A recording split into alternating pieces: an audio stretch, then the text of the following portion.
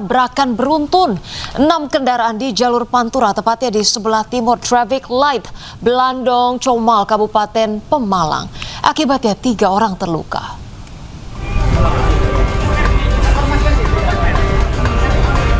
Kecelakaan beruntun melibatkan 6 kendaraan terjadi di jalur Pantura, tepatnya di sebelah timur traffic light Blandong Comal, Kabupaten Pemalang, Jawa Tengah, Minggu siang. 2 mobil penumpang mengalami kerusakan cukup parah, terutama di bagian depan. Sementara 3 korban luka dirawat di Rumah Sakit Siaga Medika Pemalang. Kecelakaan ini menyebabkan arus lalu lintas di jalur Pantura Pemalang mengalami kemacetan panjang. Polisi memberlakukan sistem kontraflow untuk mengurai kepadatan. Indonesia bagian barat telah terjadi kecelakaan beruntun yang melibatkan 6 kendaraan bermotor, diantaranya 4 truk dan 2 mobil penumpang. Kecelakaan terjadi di ruas Jalan Pantura di traffic light Comal Blandong, dan untuk korban 3 orang sementara masih dirawat di Rumah Sakit Siaga Medika Pemalang. Hingga saat ini polisi masih menyelidiki penyebab kecelakaan. Dari Pemalang, Jawa Tengah, Suryono Soekarno Anyus melaporkan. Pemirsa, 16 penumpang tewas akibat bus PO Cahaya Trans terguling dan menabrak pembatas jalan di Simpang Susun Exit Tol Krapyak, Semarang, Jawa Tengah. Kecelakaan bus tujuan Jakarta-Yogyakarta ini juga membuat 18 penumpang lainnya terluka.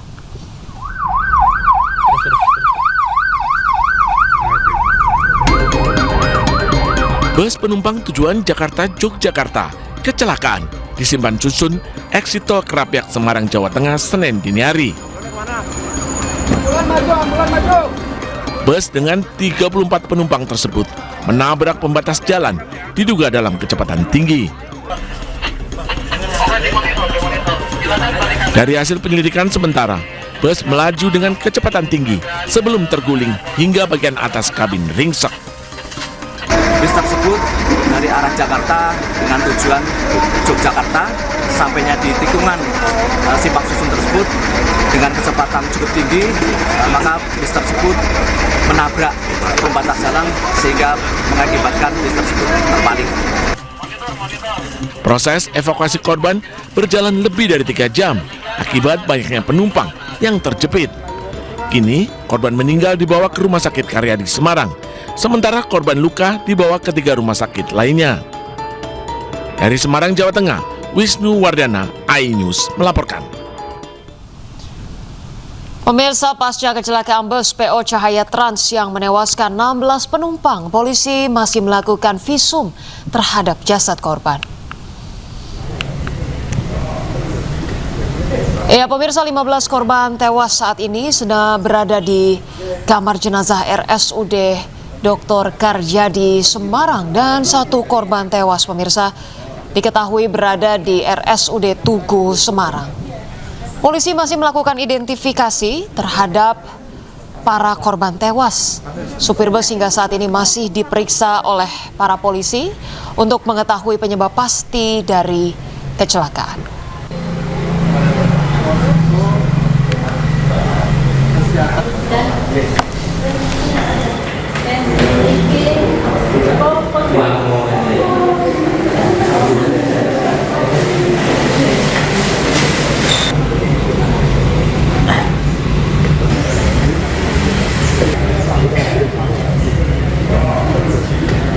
Dan sementara ini kita masih mengumpulkan data-data penyebab, ya.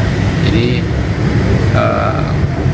hasil daripada pemeriksaan nanti akan kita sampaikan. Kita baru periksa pengemudinya, yang mudah-mudahan tidak dalam waktu dekat bisa kita ekspos kembali. Dan pemirsa, untuk mengetahui informasi terkini kita sudah terhubung dengan rekan Wisnu Wardana di RSUP Dr. Karyadi Semarang, Jawa Tengah. Baik, selamat siang Wisnu, bagaimana proses identifikasi dari para korban? Silakan. Ya, selamat siang Rosa. Saat ini saya sedang berada di kamar jenazah RSUP Dr. Karyadi Semarang. Tempat saya berdiri di sini merupakan posko postmortem yang nantinya pihak keluarga penumpang bus Cahaya Trans ini mendapatkan informasi terkait keluarganya. Begitu. Hingga saat ini pihak terkait dari forensik sama dengan pihak RSUP Dr. Karyadi masih melakukan identifikasi di pemulasaran jenazah. Ya, Ocha.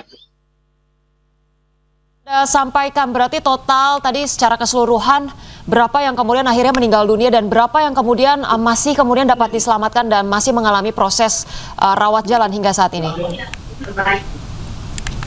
Ya, untuk hingga saat ini korban meninggal dunia di Rumah Sakit Dr. Karyadi ini ada 15 penumpang di kamar jenazah. Sedangkan satu penumpang lainnya berada di Rumah Sakit Tugu Rejo Semarang.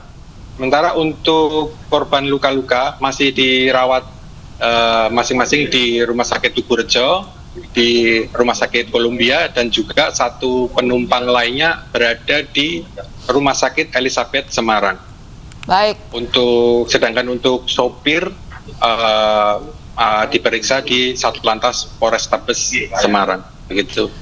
Baik, Wisnu, apakah Anda mendapatkan informasi dari kepolisian? Apakah kemudian sudah melakukan olah TKP dan bagaimana update terkini? Ya, untuk update terkini, polisi hingga saat ini masih memeriksa saksi utama yaitu sopir.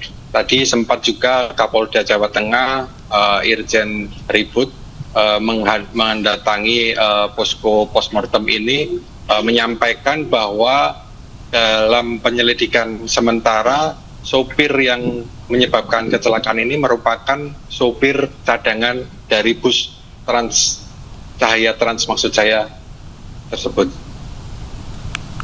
Baik, sejauh ini update informasi yang Anda dapatkan, apa yang menjadi penyebab utama dari kecelakaan yang terjadi, Wisnu? Ya, hingga siang ini polisi belum menyimpulkan untuk penyebab terjadinya kecelakaan ini. Diduga karena apa, dan ini membutuhkan proses penyidikan yang lebih dalam. Hingga penyidikan sementara pihak sopir diduga mengendara dengan kecepatan tinggi kemudian menabrak pembatas di tikungan Simpang Susun Tol Kerapiak. Baik, Wisnu, dapat Anda sampaikan juga apakah ada update informasi kemudian kapan dari para korban tewas ini akan dimakamkan? Ya, untuk hingga saat ini pihak keluarga masih terus berdatangan ke pemulasaran jenazah di ruang jenazah Rumah Sakit Karyadi untuk mencocokkan identifikasi dari pihak keluarga dengan pihak RSUP. Jadi untuk mencocokkan bahwa korban agar dikenali, karena sebagian besar korban menderita luka yang cukup serius, antara lain di kepala, mengakibatkan korban sulit untuk dikenali. Baik, terima kasih Wisnu Wardana sudah melaporkan langsung dari Kota Semarang. Selamat bertugas kembali. Ya, terima kasih, Ocha. Pemirsa, korsleting listrik bus yang ditumpangi oleh puluhan pemudik Natal dan Tahun Baru di Kabupaten Musirawas Utara, Sumatera Selatan hangus terbakar. Seluruh penumpang panik berupaya menyelamatkan diri.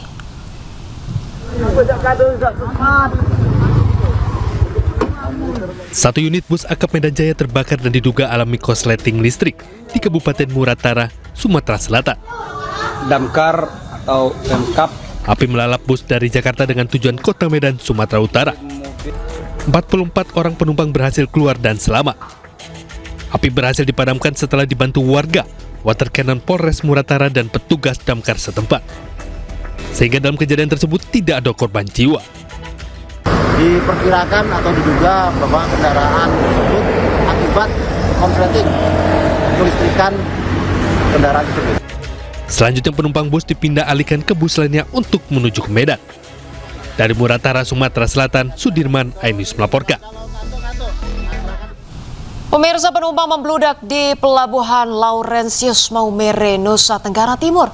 Kebanyakan penumpang berasal dari Kupang untuk merayakan Natal dan Tahun Baru bersama dengan keluarga.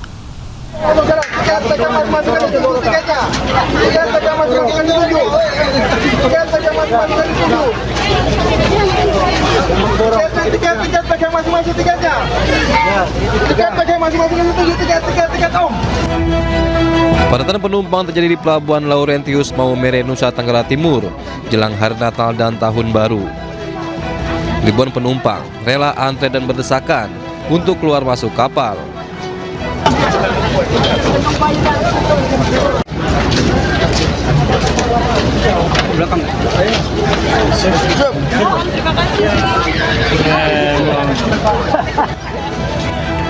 Kebanyakan penumpang berasal dari Pelabuhan Kupang yang hendak merayakan Hari Natal bersama keluarga di Maumere. Para penumpang mengaku lebih memilih moda transportasi kapal laut untuk pulang ke kampung halaman karena tarif yang murah. PT Peli juga memberikan diskon tarif sebesar 20% dalam momen libur Nataru tahun ini. Untuk liburan Natal dan Tahun Baru, dari mana tadi? Dari Kupang. Dari Kupang. Bagaimana menggunakan kapal Peli? Aman atau? Aman. Aman ya. Kenapa tidak gunakan pesawat? Tidak, karena harganya mahal, terus kalau Peli itu harganya lebih murah, terus asik juga. Diperkirakan peningkatan penumpang pada arus mudik Nataru di Pelabuhan Laurentius Maumere masih akan terus terjadi hingga beberapa hari ke depan. Dari Kabupaten Sika, NTT, Joni Nura, iNews melaporkan. Pemirsa, ribuan truk terjebak antrian di Pelabuhan Bandar Bakau Jaya, Bojonegara, Banten, imbas kebijakan pengalihan selama libur Natal dan Tahun Baru. Para sopir mengaku sudah menginap di pelabuhan selama berhari-hari.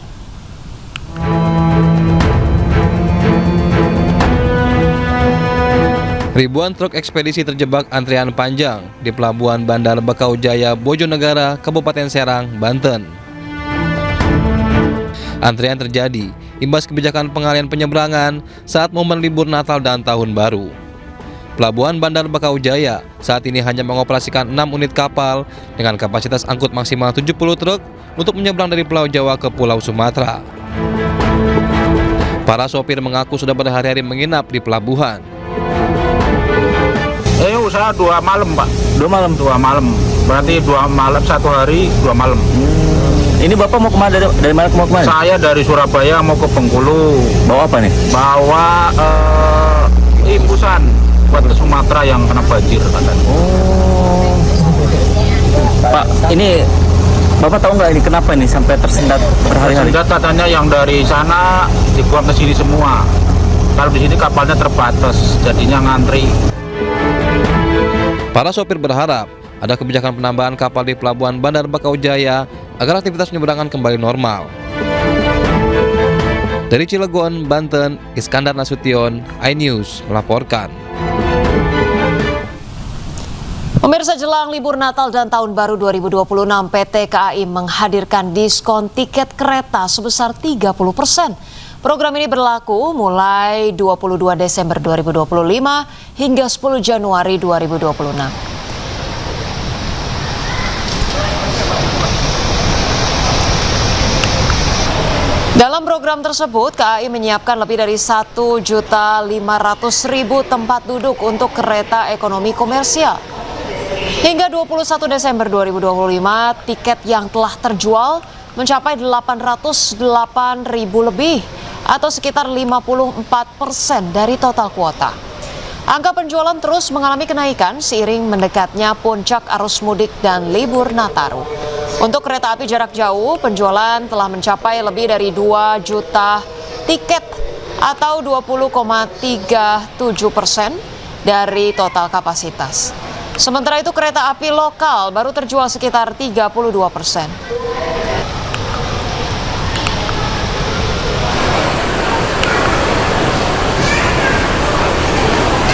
Sementara keramaian penumpang terjadi di Terminal Bus Kampung Rambutan, Jakarta.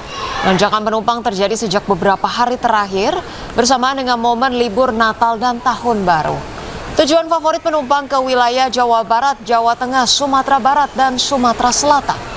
Diprediksi puncak arus mudik libur Natal dan Tahun Baru akan terjadi pada Selasa esok.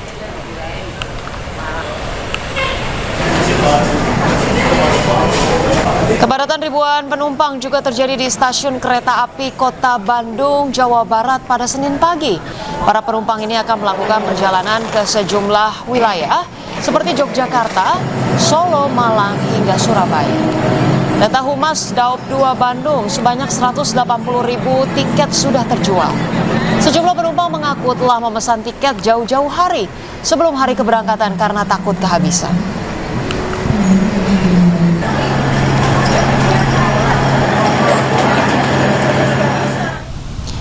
Ya, dan pemirsa, untuk informasi terkini kita sudah terhubung dengan rekan Jen Cahyani di Stasiun Senen Jakarta dan Ervan David di Stasiun Kota Bandung. Baik, kita ke Jen terlebih dahulu. Baik, selamat siang Jen, bagaimana kepadatan penumpang di Stasiun Senen saat ini? Silakan.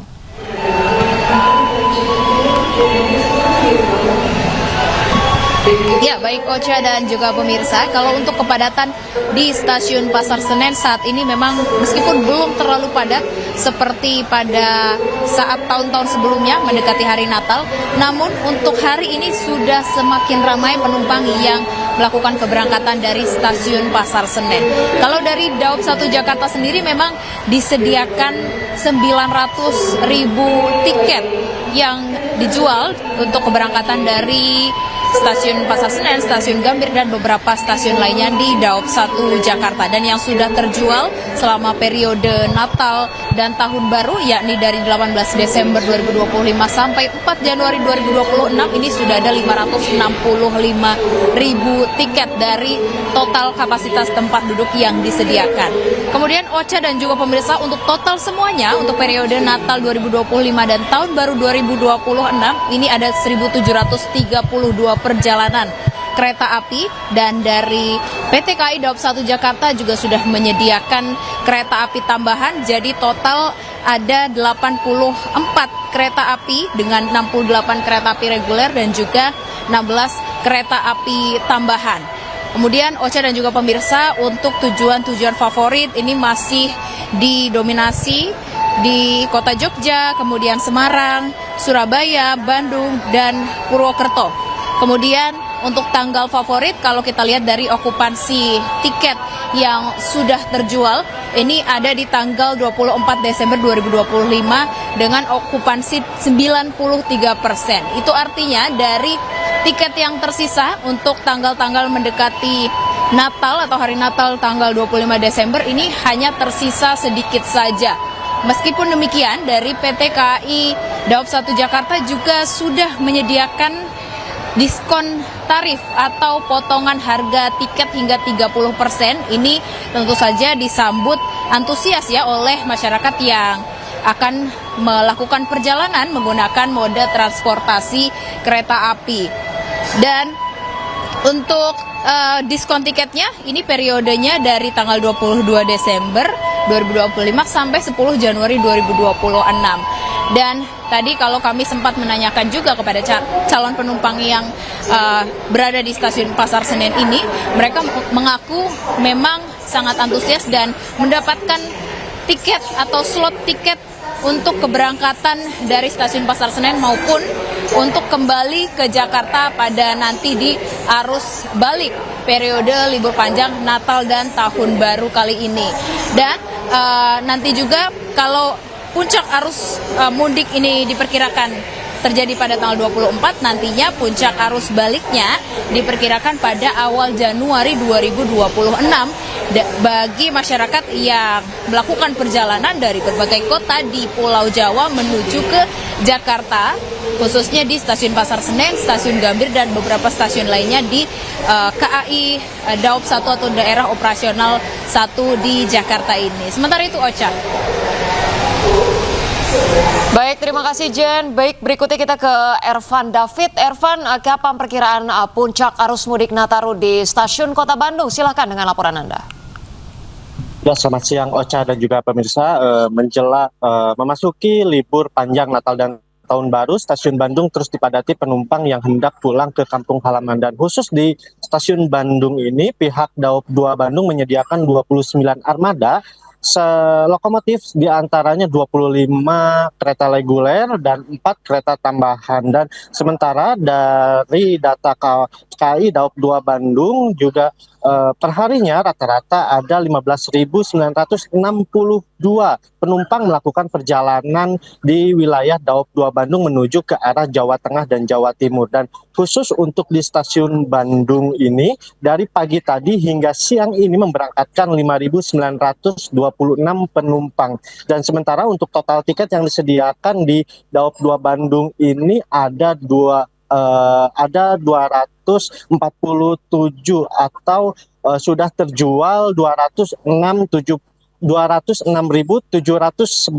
tiket yang sudah terjual atau sudah terisi 72%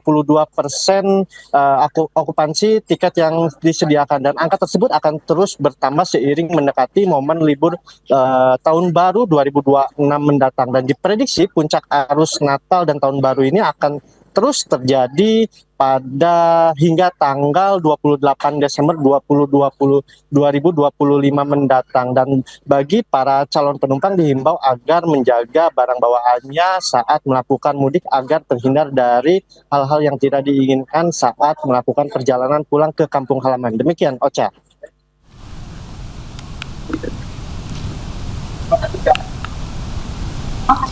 Baik, terima kasih Ervan dan juga Jen Cahyani atas laporannya. Selamat bertugas kembali. Pemirsa, penumpang membludak di Pelabuhan Laurentius Maumere, Nusa Tenggara Timur. Kebanyakan penumpang berasal dari Kupang untuk merayakan Natal dan Tahun Baru bersama dengan keluarga.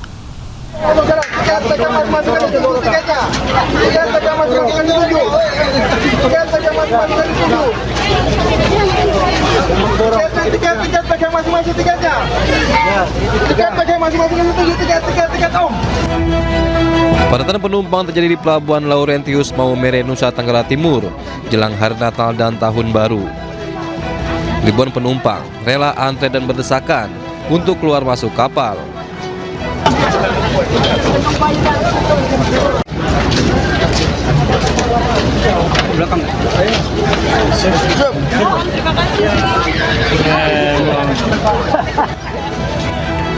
Kebanyakan penumpang berasal dari Pelabuhan Kupang yang hendak merayakan Hari Natal bersama keluarga di Maumere.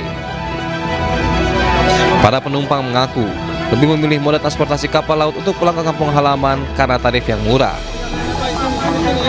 PT PLN juga memberikan diskon tarif sebesar 20% dalam momen libur Natal tahun ini. Untuk liburan Natal dan Tahun Baru. Dari mana tadi? Dari Kupang. Dari Kupang. Bagaimana menggunakan kapal feri? Aman atau? Aman. Aman ya. Kenapa tidak gunakan pesawat? Tidak, karena harganya mahal, terus pihak kalau PLN itu harganya lebih murah, terus asik juga. Diperkirakan peningkatan penumpang pada arus mudik Nataru di Pelabuhan Laurentius Maumere masih akan terus terjadi hingga beberapa hari ke depan. Dari Kabupaten Sika, NTT, Joni Nura, iNews melaporkan. Pemirsa, ribuan truk terjebak antrian di Pelabuhan Bandar Bakau Jaya, Bojonegara, Banten, imbas kebijakan pengalihan selama libur Natal dan Tahun Baru. Para sopir mengaku sudah menginap di pelabuhan selama berhari-hari.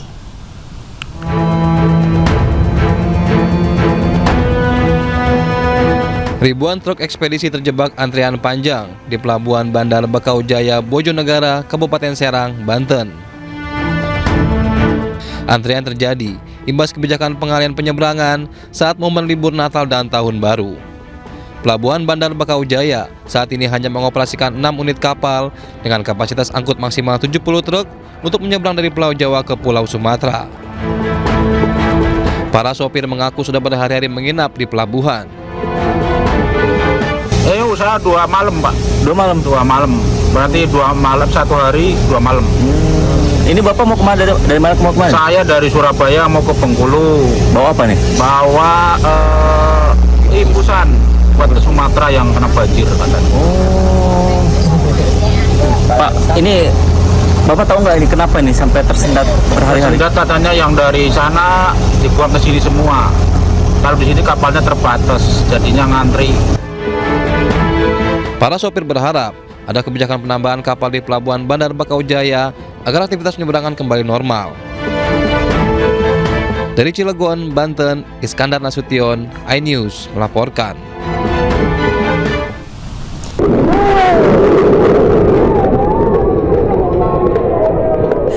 Kak, nahanin kereta kita, Kak. Tengok ini, Kak. Inilah jalur kehidupan.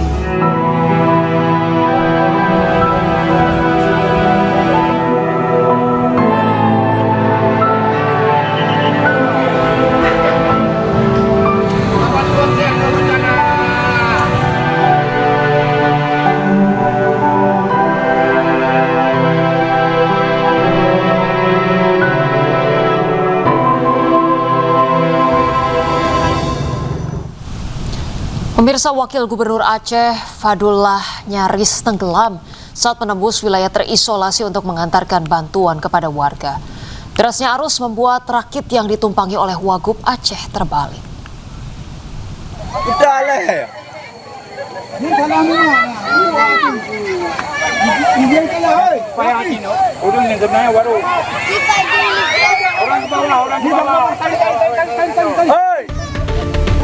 Inilah detik-detik menegangkan saat rakit yang dinaiki Wakil Gubernur Aceh Fadullah terbalik.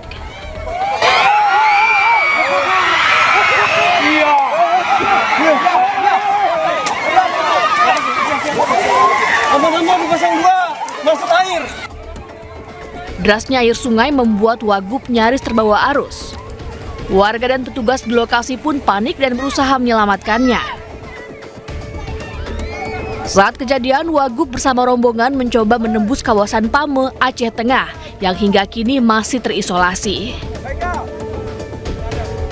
Rakit darurat menjadi satu-satunya akses yang masih tersisa setelah jembatan dan jalan rusak parah.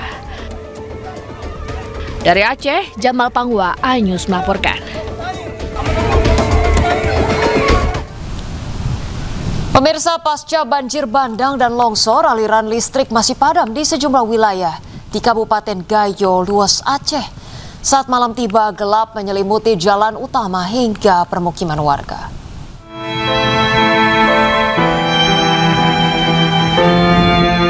Saat matahari terbenam, gelap total menyelimuti kawasan Gayo Lues, Aceh. Jalan utama yang biasanya terang terlihat lenggang dan gelap. Kondisi ini memaksa warga bertahan dengan penerangan seadanya. Sebagian memanfaatkan baterai sepeda motor sebagai sumber listrik. Sebagian lainnya menyalakan lampu minyak. Banjir bandang dan longsor telah merusak jaringan listrik di 7 kecamatan. Sementara 4 kecamatan lainnya hanya bisa menikmati aliran listrik secara bergilir dengan durasi terbatas setiap hari. Padamnya listrik ini berdampak pada aktivitas rumah tangga, pelayanan publik, fasilitas kesehatan, hingga jaringan komunikasi. Warga berharap aliran listrik segera pulih sepenuhnya agar kehidupan pasca bencana bisa kembali normal. Di Kabupaten Gayo Lues, Aceh, Dosaino Ariga, iNews melaporkan.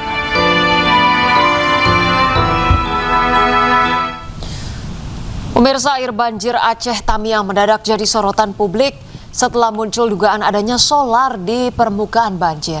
Fenomena tak biasa ini viral di media sosial dan memunculkan pertanyaan besar, dari mana asal solar tersebut?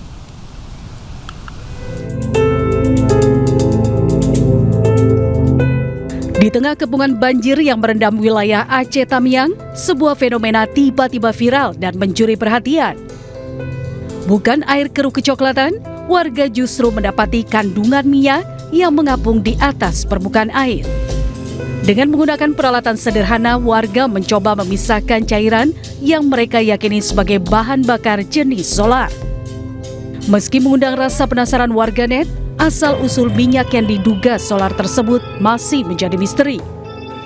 Sebelumnya puluhan warga desa Suradu, Kabupaten Aceh Barat juga dikemparkan dengan ditemukannya butiran yang diduga emas di halaman rumah salah satu warga. Fenomena ini memicu warga lainnya datang ke lokasi untuk berburu emas dengan mendulang pasir dan air secara manual. Salah satu warga bahkan menunjukkan butiran kecil berwarna kuning berkilau. dari telapak tangan yang diyakini sebagai butiran emas. Tim Liputan iNews melaporkan. Pemirsa, ribuan kayu gelondongan masih tergeletak di depan pesantren Darul Mukhlisin di Desa Mendagini, Aceh Tamiang. Bangunan pesantren ini menjadi benteng bagi warga desa Tanjung Karang saat bencana banjir bandang menerjang.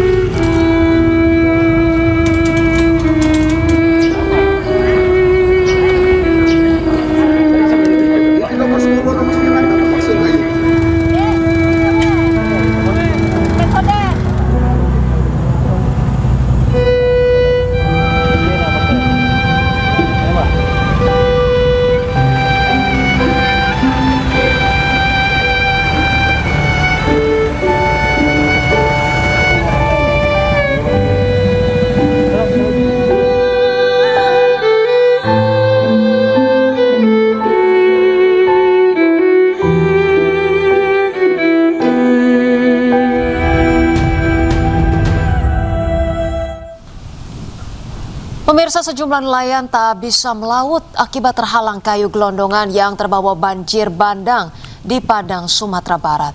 Untuk menghidupi kebutuhan sehari-hari, nelayan pun memanfaatkan kayu gelondongan untuk dijual ke industri rumah makan.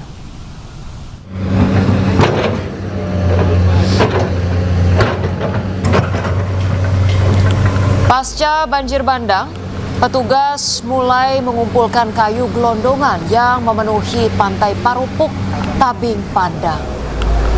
Di mana kayu tersebut nantinya digunakan untuk pembangunan hunian sementara bagi para korban. Sementara gara-gara laut penuh kayu, nelayan mengaku sulit melaut hingga 1 bulan terakhir.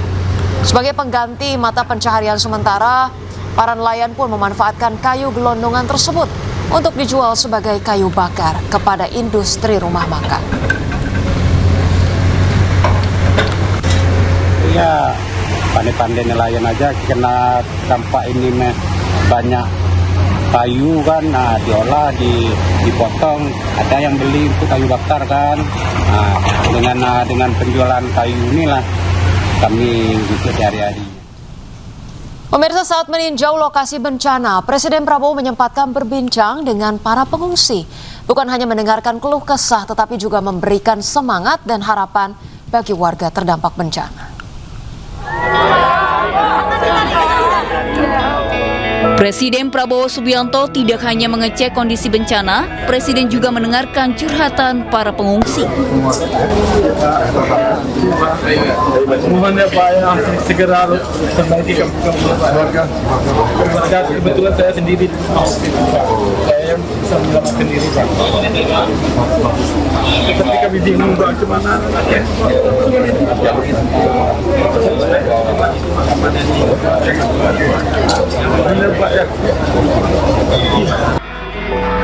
Presiden Prabowo pun berbincang dan memberikan semangat kepada warga. Bahkan Prabowo sempat menghibur warga di sana. Kau masih sekolah? Masih Pak. Kelas berapa? Kelas 2 Kelas 2 SMA? Wah, pintar juga kau ya? Kau kenal nama semua pejabat ini? Oh, menjadi tentara. Keatasan hafal nama Menteri Pertahanan. Kau minta petunjuk sama beliau.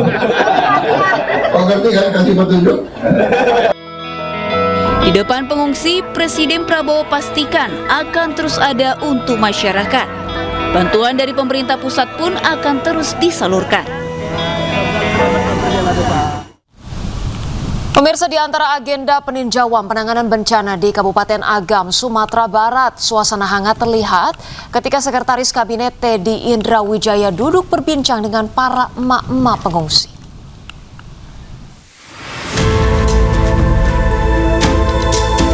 Di posko pengungsian SD Negeri 05 Kayu Pasak, Palembayan, Teddy tampak menyimak dengan seksama cerita yang disampaikan para ibu-ibu. Mereka menyampaikan berbagai kebutuhan dan keluhan selama berada di pengungsian, mulai dari kondisi tempat tinggal sementara hingga keperluan sehari-hari. Dengan buku catatan di tangan, Teddy pun menuliskan setiap hal yang diungkapkan emak-emak tersebut. Beberapa emak-emak pun sempat memeluk Teddy sambil menitipkan harapan agar suara mereka sampai dan ditindaklanjuti.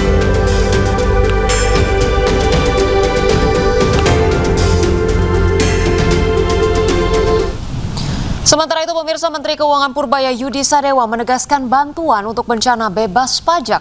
Namun untuk mencegah penyelewengan, maka bantuan sebaiknya melalui aturan yang ada. Barang-barang bantuan buat bencana dipajakin juga, nggak ada seperti itu sebetulnya, asal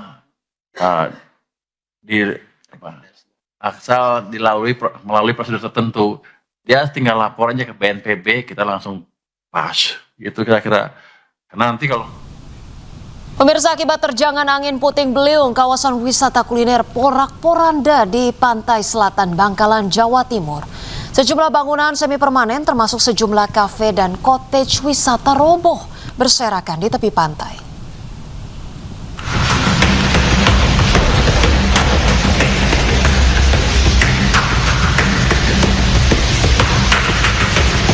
Angin kencang disertai hujan deras menerjang kawasan wisata kuliner di pantai selatan Bangkalan, Jawa Timur.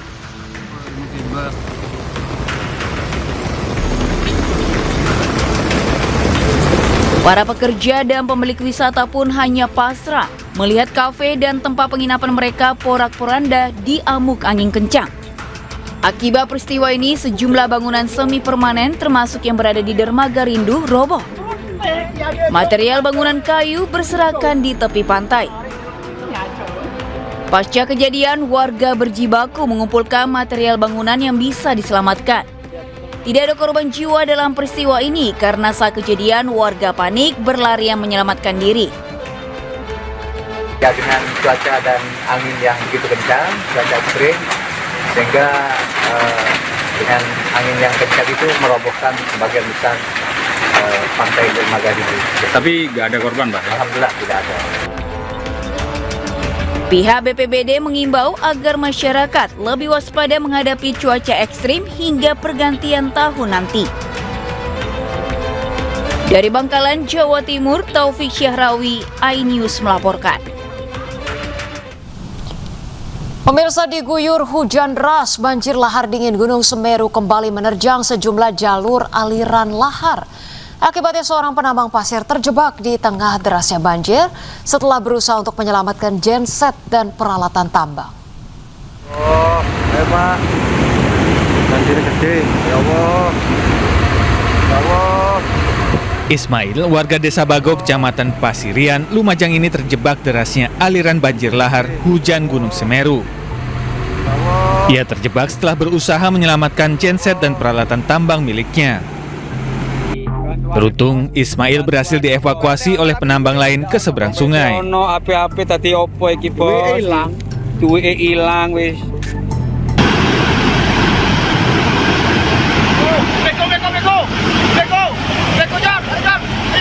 Banjir lahar hujan Gunung Semeru terjadi setelah wilayah puncak Gunung Semeru diguyur hujan deras. Getaran banjir lahar terekam di seismograf dengan amplitudo maksimal 45 mm dengan durasi 12.000 detik. BPBD Kabupaten Lumajang mengimbau masyarakat segera meninggalkan jalur aliran lahar ketika cuaca hujan atau ada informasi getaran banjir dari petugas. Juga ingin mencari sumber pangan atau bekerja.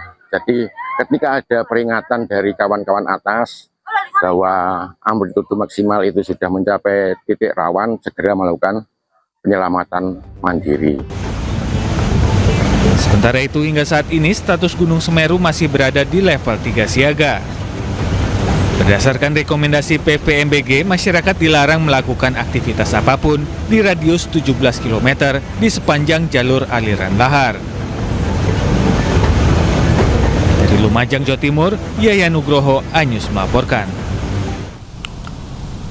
Pemirsa, sejumlah alat berat dikerahkan untuk membersihkan lumpur pasca banjir bandang di kolam pemandian air panas Guci, Tegal, Jawa Tengah. Selain lumpur, material batu dan pasir menutup 4 kolam di tempat wisata ini.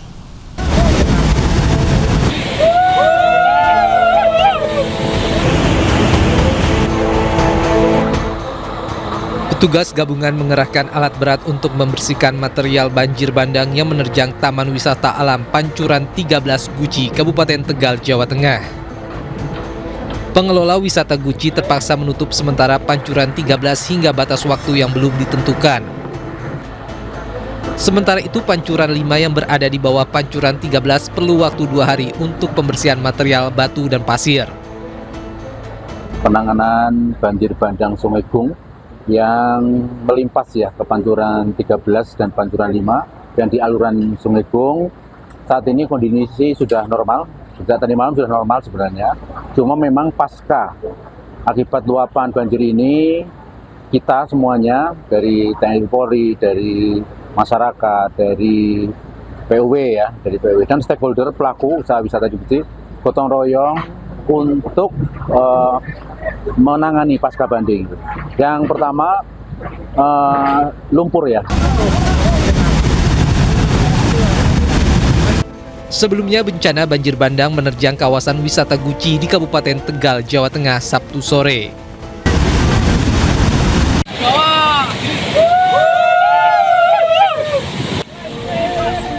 Kawasan yang biasanya riuh oleh wisatawan berubah menjadi mencekam akibat derasnya arus banjir bandang. Banjir bandang terjadi akibat meluapnya debit air di Sungai Gung akibat hujan deras yang mengguyur lokasi. Dari Tegal, Jawa Tengah, Yunibar, iNews melaporkan. Pemirsa, diduga gegara korsleting listrik gedung Asrama Putri di Kompleks Sekolah Madrasah Aliyah Negeri Semandua, Kota Yogyakarta terbakar. Kebakaran membuat panik siswi penghuni asrama. Awas. Dari video amatir warga, kebakaran hebat menghanguskan 2 ruang gedung Asrama Putri di lantai 2 Sekolah Madrasah Aliyah Negeri MAN 2 di Jalan Kiai Haji Ahmad Dahlan, Kota Yogyakarta. Kebakaran membuat panik warga maupun siswa penghuni asrama.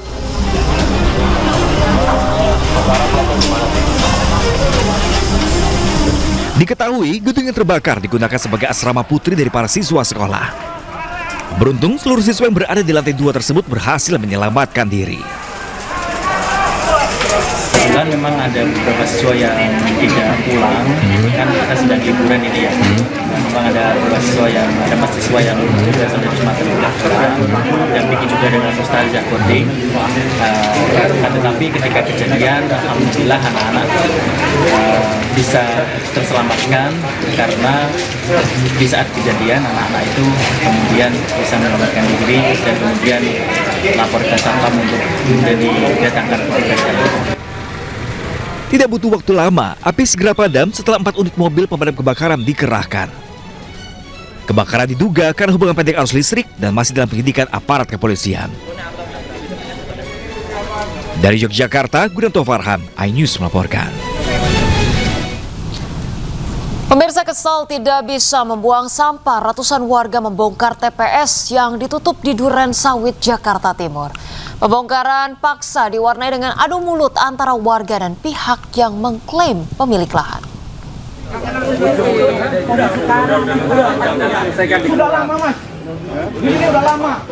Setelah gagal bernegosiasi dengan pihak yang mengklaim pemilik lahan, ratusan warga RW 013 Pondok Kelapa Duren Sawit, Jakarta Timur bongkar paksa pembuangan sampah sementara yang sebelumnya ditutup pihak yang mengklaim pemilik lahan.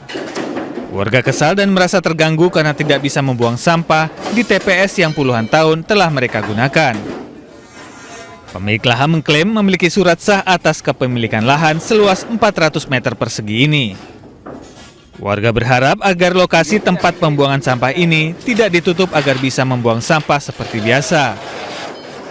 Padahal lahan tersebut sudah kita pakai oleh warga sebagai TPS sudah 30 tahun lebih, ya 30 tahunan sudah dipakai TPS. Kemudian terjadi pemagaran oleh mereka yang mengaku sebagai pemilik, ya.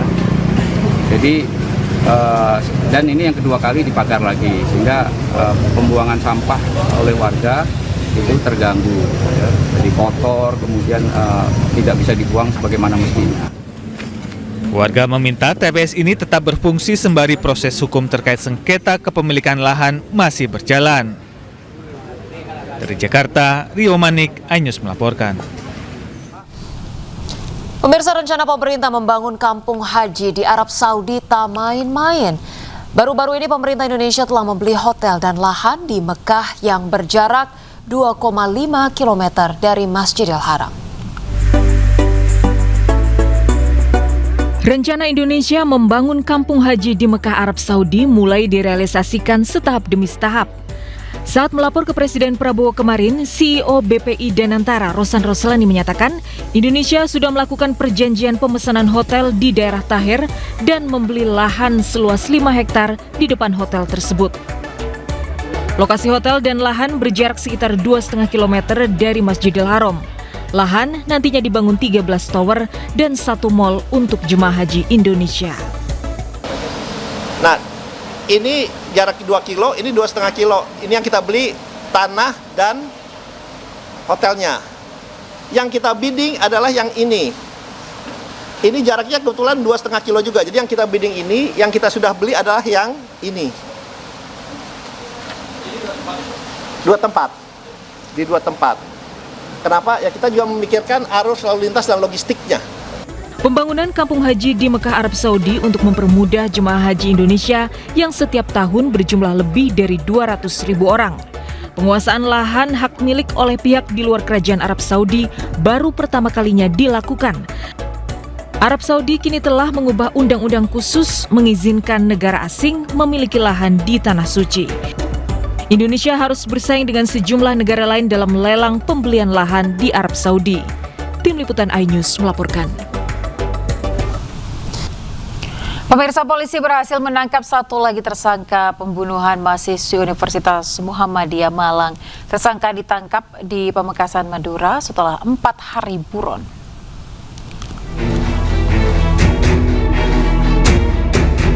Tim Jatanras Polda Jawa Timur berhasil menangkap satu lagi tersangka pembunuh Faradilah Amalia Najwa, mahasiswi Universitas Muhammadiyah Malang. Tersangka ditangkap di Pamekasan, Madura setelah selama 4 hari polisi melakukan pengejaran. Selama buron, tersangka selalu berpindah tempat untuk sulitkan polisi, mulai dari kota Lumajang, Probolinggo, Bondowoso hingga ke Pamekasan, Madura.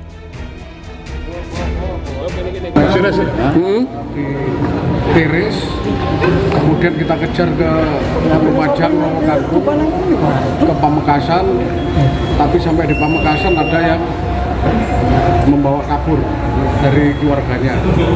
Dengan nego yang sangat alot, alhamdulillah tersangka bisa kita amankan. Penangkapan tersangka S melengkapi daftar tersangka setelah sebelumnya polisi mengamankan Bribka AS, oknum anggota Polres Probolinggo yang merupakan kakak ipar korban. Bribka AS diduga sebagai otak sekaligus pelaku utama dalam pembunuhan adik iparnya sendiri. Meski polisi masih selidiki motif pembunuhan, namun pihak keluarga meyakini pelaku membunuh karena ingin kuasai harta adik iparnya. Faradilah Amalia Najwa, 21 tahun, mahasiswi semester 3 Universitas Muhammadiyah Malang, ditemukan meninggal dalam kondisi mengenaskan. Jasadnya ditemukan di selokan daerah Purwosari, Pasuruan dengan kondisi penuh luka lebam. Dari Surabaya, Jawa Timur, Hari Tambayong, iNews melaporkan. Seorang kurir paket dianiaya oleh konsumennya di Pindrang, Sulawesi Selatan. Pemirsa, penganiayaan dilakukan karena konsumen tidak mau membayar paket COD yang telah dipesan.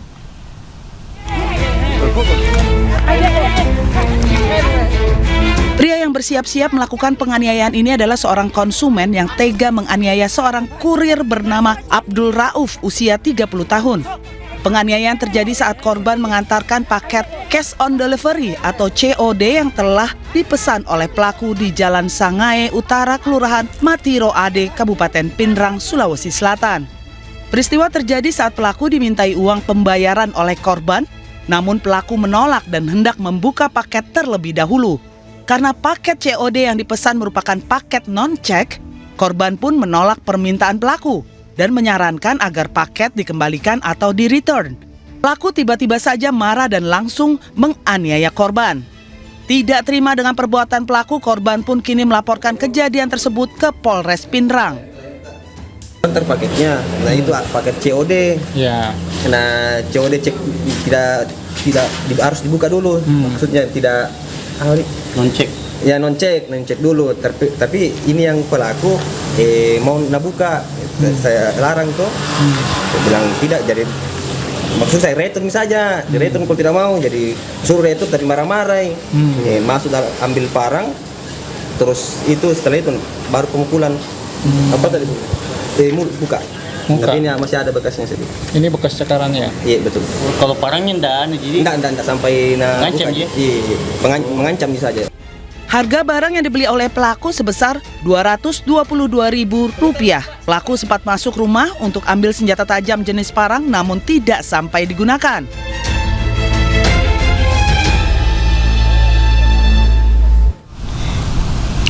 Pemirsa, 32 adegan diperagakan dalam rekonstruksi penembakan yang dilakukan pelaku curanmor hingga menewaskan seorang hansip di Cakung, Jakarta Timur.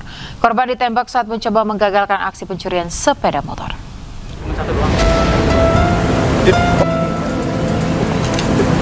Subdit Resmob Ditreskrimum Polda Metro Jaya menggelar rekonstruksi penembakan hansip yang dilakukan oleh komplotan curanmor di kawasan Cakung, Jakarta Timur pada November lalu.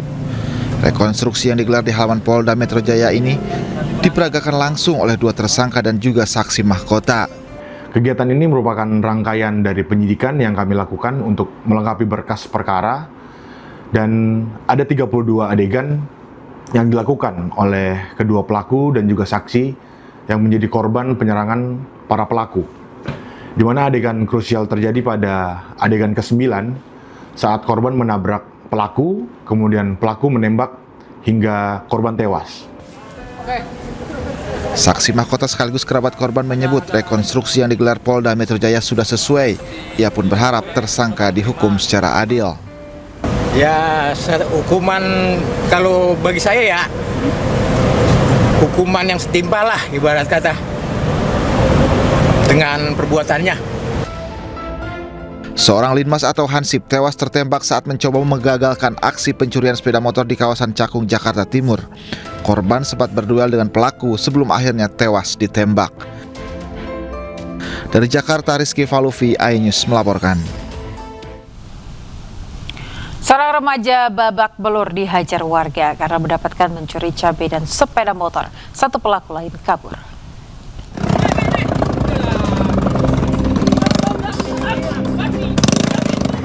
Seorang remaja pencuri cabai dan sepeda motor milik petani menjadi pelampiasan amarah warga usai tertangkap di Kecamatan Kubu, Kabupaten Rokan Hilir. Pelaku dengan kondisi tangan terikat secara berulang kali mendapat hantaman di tubuhnya serta pukulan di wajahnya oleh warga. Beruntung nyawa pelaku masih dapat terselamatkan setelah RW setempat datang menenangkan warga dan membawa pelaku ke puskesmas untuk perawatan. Usai dihajar warga, pelaku mengalami luka robek yang cukup serius di bagian kepala dan luka lebam di sekujur tubuhnya. Jadi kata dia mau nyari minyak, kata dia, kami telusuri, kami tangkap dia mengaku Pak. Oh gitu, maksudnya si pelaku ini mencuri sepeda motor sekalian sama cabai Pak. Cabai gitu. Sebelum mengambil dia itu, ngambil kereta, dia ngambil cabai dulu di pohon. Pelaku mencuri bersama temannya, namun temannya berhasil kabur dengan sepeda motor. Usai mendapat perawatan, pelaku langsung diserahkan ke Polsek Kubu untuk proses hukum lebih lanjut. Dari Kabupaten Rokan Hilir, Riau, Didi Iswandi, iNews melaporkan. Pemirsa, perpustakaan SMP 11 Maros baru di Maros, Sulawesi Selatan dibobol maling. Pelaku mencuri sejumlah fasilitas belajar siswa.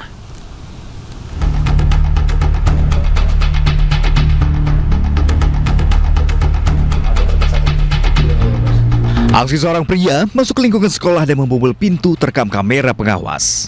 Aksi pencurian ini terjadi di perpustakaan SMP Negeri 11 Maros Baru, Kabupaten Maros, Sulawesi Selatan. Pelaku menggasak sejumlah barang, di antaranya mesin air dan sejumlah alat praktik matematika yang terbuat dari besi. Aksi pencurian ini baru diketahui esok paginya di saat petugas sekolah mendapati pintu ruangan perpustakaan terbuka dan memeriksa rekaman CCTV. Lompat dari pagar depan sekitar jam 3.40-an subuh. Terus masuk ke kantor, kantor ke depan kantor, lalu ke sini, lalu keliling perpustakaan. Jadi pas jam 3.40-an, 48 itu 49 dia congkil mini pintu. Pakai obeng, kalau tidak salah lihat kayak itu obeng. Baru masuk sekitar 15 menitan kayaknya dalam. Akibat kejadian ini, pihak sekolah berencana melaporkan peristiwa tersebut ke pihak kepolisian. Karena barang yang dicuri merupakan fasilitas bantuan dari pemerintah untuk menunjang proses belajar mengajar. Dari Kabupaten Maros, Sulawesi Selatan, Wahyu Ruslan, iNews melaporkan. Seorang penjaga warung Madura dianiaya oknum anggota Brimob di Bogor, Jawa Barat. Akibat penganiayaan tersebut, pemirsa, korban mengalami buta permanen pada mata kirinya.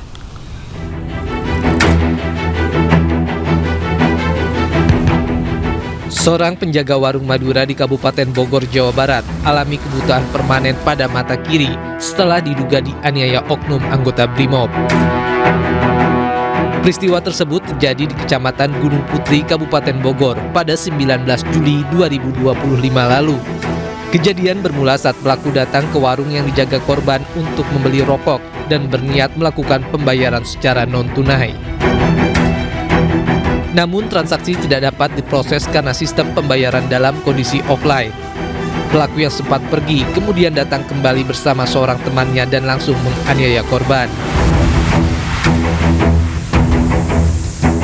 Pada saat akan melakukan pembayaran, pelaku itu ingin melakukan secara online. Ternyata setelah dicoba tidak bisa atau offline, sehingga kemudian korban ini melayani pembeli yang lainnya, dan hal itulah yang membuat pelaku merasa tersinggung dan terjadi cekcok yang kemudian dilakukan penganiayaan terhadap korban. Ya, jadi berdasarkan keterangan saksi-saksi bahwa pelaku dalam keadaan di bawah pengaruh minuman keras atau beralkohol. Ya, setelahnya ditelusuri ada mungkin ya ada orang yang ngasih tahu kalau yang itu emang anggota. Akhirnya ditelusuri ternyata anggota gitu. Sementara itu, kuasa hukum korban menyayangkan lambannya penanganan perkara mengingat kasus ini telah berjalan hampir 6 bulan namun belum ada penetapan tersangka. Menurutnya, seluruh alat bukti telah lengkap mulai dari visum, keterangan saksi hingga hasil pemeriksaan medis. Mau memasuki 6 bulan ya dari tanggal 19 Juni kejadian, per hari ini kami masih belum melihat terkait dengan status tersangka terhadap terdakwa ini sampai hari ini masih belum ada. Padahal kami menilai sesuai dengan hukum acara pidana 1984 terkait dengan bukti, kemudian terkait dengan status tersangka ini kan harusnya dengan dua alat bukti yang cukup itu sudah bisa dikenakan tersangka terhadap terdakwa. Polisi menyatakan telah memeriksa sejumlah saksi, mengantongi hasil visum, dan akan meminta keterangan ahli medis untuk memastikan tingkat luka yang dialami korban. Dari Kabupaten Bogor, Jawa Barat, Cahyat Supriyatna, iNews melaporkan. Ular sanca jatuh dari plafon rumah warga di Pondok Bambu, Duren Sawit, Jakarta Timur. Ular sepanjang 2,5 meter ini kabur dan masuk ke lubang kloset hingga menyulitkan evakuasi. Malah guys, aduh, ya tarik taman. Warga Jalan Haji Kamat, Pondok Bambu, Duren Sawit, Jakarta Timur dikejutkan dengan kemunculan seekor ular sanca di rumah kontrakan. Kurang lebih 3 meter, aman laka. Hewan sepanjang 2,5 meter ini ditarik oleh warga saat hendak kabur ke dalam kloset.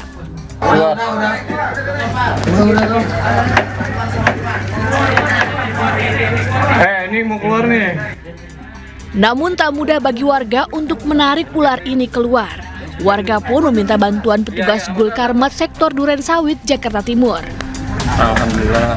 Petugas yang tiba di lokasi bersama warga berupaya mengevakuasi ular dari dalam kloset dengan menggunakan peralatan khusus. Ada ular yang berukuran cukup besar yang mana sedang dicoba dievakuasi mandiri oleh warga, namun ular tersebut baru setengah badan dan warga tidak sanggup, maka meminta pertolongan kepada damkar. Ular sanca sepanjang 2,5 meter ini kemudian dibawa ke kantor Gulkarmat Sektor Durensawit, Jakarta Timur. Nantinya ular akan diserahkan ke Balai Konservasi Sumber Daya Alam. Dari Jakarta, Rizky Falupi, iNews melaporkan. Pemirsa, 16 penumpang tewas akibat bus PO Cahaya Trans terguling dan menabrak pembatas jalan di Simpang Susun Exit Tol Krapiak, Semarang, Jawa Tengah. Kecelakaan bus tujuan Jakarta-Yogyakarta ini juga membuat 18 penumpang lainnya terluka.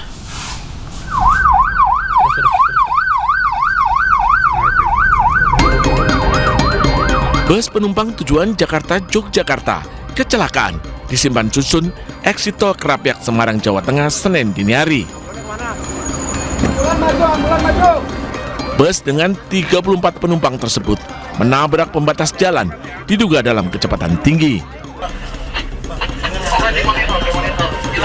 Dari hasil penyelidikan sementara, bus melaju dengan kecepatan tinggi sebelum terguling hingga bagian atas kabin ringsek. Bus tersebut dari arah Jakarta dengan tujuan Yogyakarta, sampainya di tikungan Simpang Susun tersebut dengan kecepatan cukup tinggi, maka bus tersebut menabrak pembatas jalan sehingga mengakibatkan bus tersebut terbalik. Proses evakuasi korban berjalan lebih dari 3 jam akibat banyaknya penumpang yang terjepit. Kini, korban meninggal dibawa ke Rumah Sakit Karyadi Semarang, sementara korban luka dibawa ke 3 rumah sakit lainnya. Dari Semarang, Jawa Tengah, Wisnu Wardana, iNews melaporkan. Ya pemirsa, hasil pemeriksaan polisi diketahui bus PO Cahaya Trans yang terguling dan menewaskan 16 penumpang ternyata dikemudikan sopir cadangan. Polisi kini masih memeriksa sopir bus tersebut.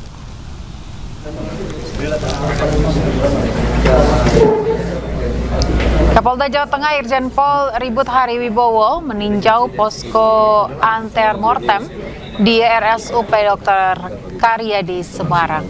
Dari hasil pemeriksaan diketahui pengemudi bus PO Cahaya Trans merupakan sopir cadangan. Sopir bus diamankan di Satlantas Polrestabes Semarang. Polisi juga melakukan tes urin terhadap sopir cadangan untuk mengetahui apakah dalam pengaruh narkoba atau zat lainnya. Sebelumnya, bus berpenumpang 34 orang mengalami kecelakaan pada Senin dini hari di exit tol Krapiak, Semarang.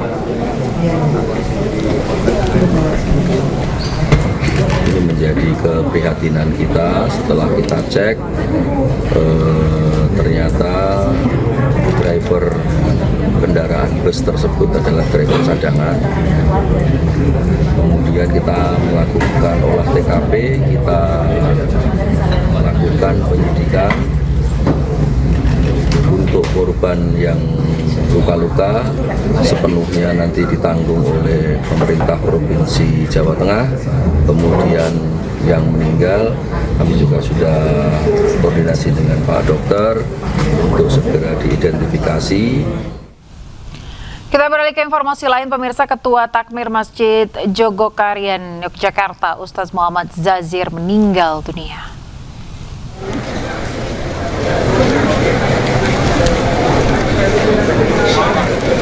Warga mulai memadati Masjid Jogokarian. Mereka datang dari berbagai penjuru di Yogyakarta. Kabar meninggalnya Ustadz Muhammad Zazir disampaikan melalui media sosial Masjid Jogokarian. Ketua Takmir Masjid Jogokarian meninggal dunia di Rumah Sakit PKU Muhammadiyah Yogyakarta pada Senin pagi. Saat ini jenazah disemayamkan di Masjid Jogokarian. Rencananya almarhum akan dimakamkan di Karangkajen, Yogyakarta. Ustadz Muhammad Zazir dikenal sebagai konseptor di balik gerakan Jogokarian yang mampu menyejahterakan warga sekitar.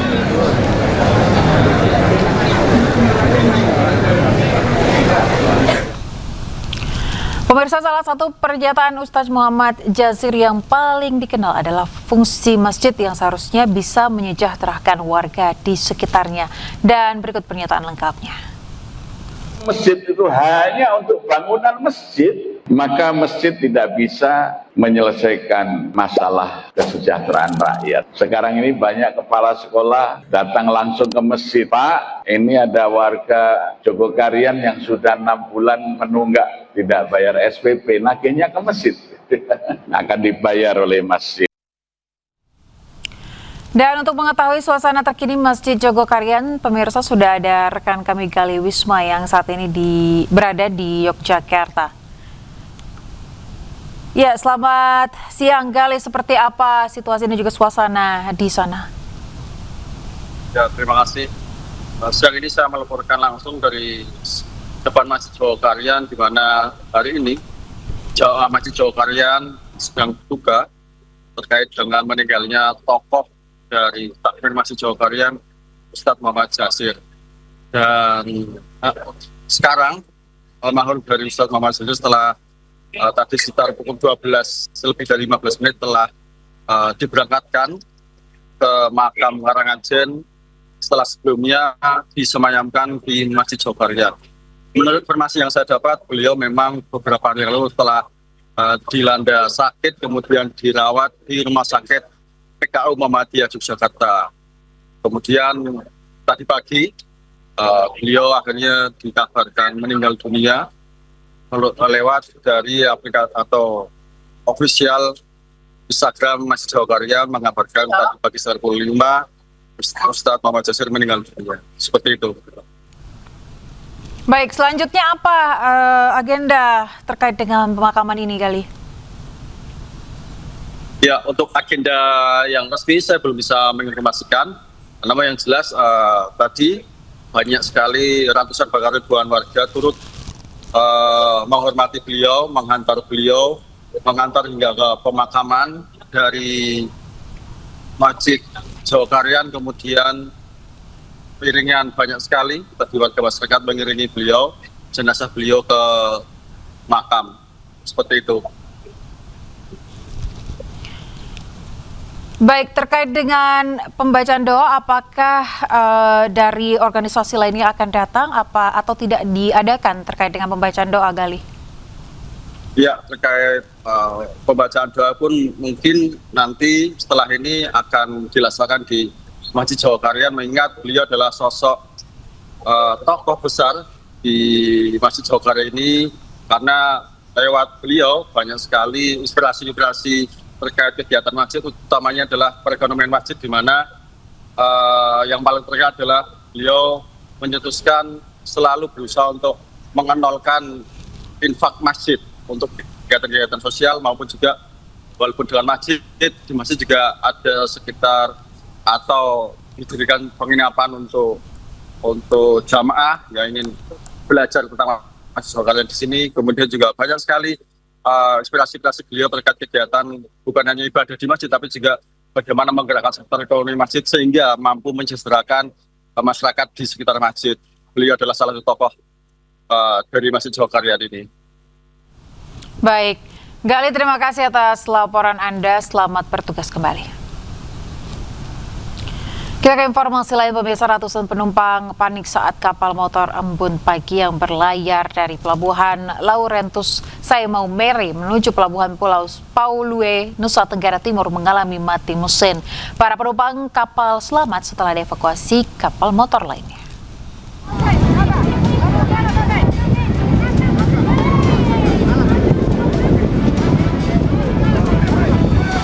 Inilah detik-detik saat kapal motor Embun Pagi yang membawa ratusan pemudik Natal dan Tahun Baru ditarik kapal motor Condition menuju Pulau Palue, Kabupaten Sika. Para penumpang selamat meski sempat panik saat KM Embun Pagi mati mesin setelah berlayar 15 menit dari Pelabuhan Laurentinus Sai Maumere. Arus mudik Natal dan Tahun Baru ini mulai membludak di Pelabuhan Laurentinus Sai Maumere. Para pemudik pengguna transportasi laut diimbau waspada mengingat BMKG memprediksi cuaca ekstrim memicu hujan angin dan gelombang tinggi hingga akhir pekan ini. Dari Sika NTT, Joni Nura, iNews melaporkan. Pemirsa, penumpang membludak di Pelabuhan Laurentius Maumere, Nusa Tenggara Timur. Kebanyakan penumpang berasal dari Kupang untuk merayakan Natal dan Tahun Baru bersama keluarga.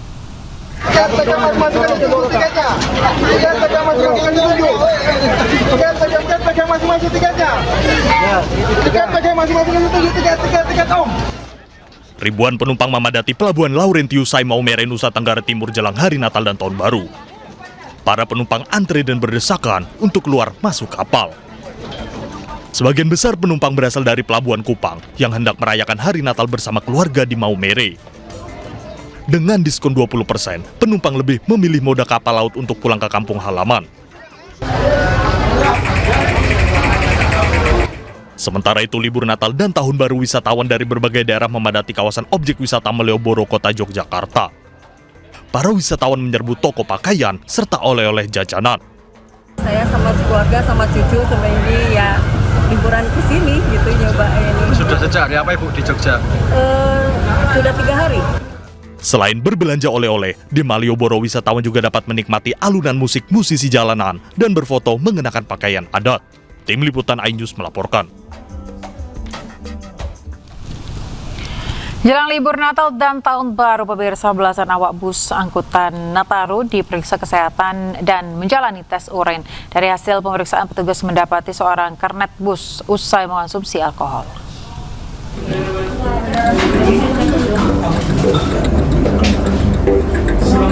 Satu persatu awak bus angkutan Nataru menjalani pemeriksaan urin oleh petugas gabungan Satpel Terminal Bus Kalideres dan BNN DKI Jakarta. Tak hanya dites urin, sebanyak 15 orang awak bus ini juga diwajibkan melakukan pemeriksaan kesehatan seperti tensi darah, kolesterol, serta gula darah. Dari hasil pemeriksaan tes urin dan kesehatan, seorang kernet bus kedapatan usai mengonsumsi alkohol. Akibatnya petugas melarang kernet bus ikut serta membawa pemudik Nataru. Pemeriksaan kesehatan dan tes urin ini merupakan syarat utama bagi awak bus sebelum melakukan perjalanan demi keselamatan pemudik yang akan berlibur panjang di kampung halaman. Ya, untuk kegiatan hari ini di sini adalah area untuk pengecekan kesehatan di Terminal Bus Kalideres yang ditujukan untuk mengecek kesehatan para driver. Tujuannya untuk apa? Ya, tujuannya untuk memastikan kesegaran tubuh mereka dalam membawa kendaraan supaya berkeselamatan di jalan, baik untuk penumpangnya ataupun pengendara lain. Hasil pemeriksaan hari ini adalah mulai dari tinggi badan, lingkar pinggang, berat badan, tensi darah, sampai dengan tes urin. Hingga saat ini calon penumpang yang berangkat dari Terminal Kalideres mencapai lebih dari 1.600 orang. Dari Jakarta, Miftahul Gani, iNews melaporkan. Pemirsa, memperingati Hari Ibu, puluhan emak-emak di Depok membentangkan batik tulis sepanjang 27 meter. Kegiatan ini juga sebagai bentuk promosi batik dan kebaya kebanggaan tanah air.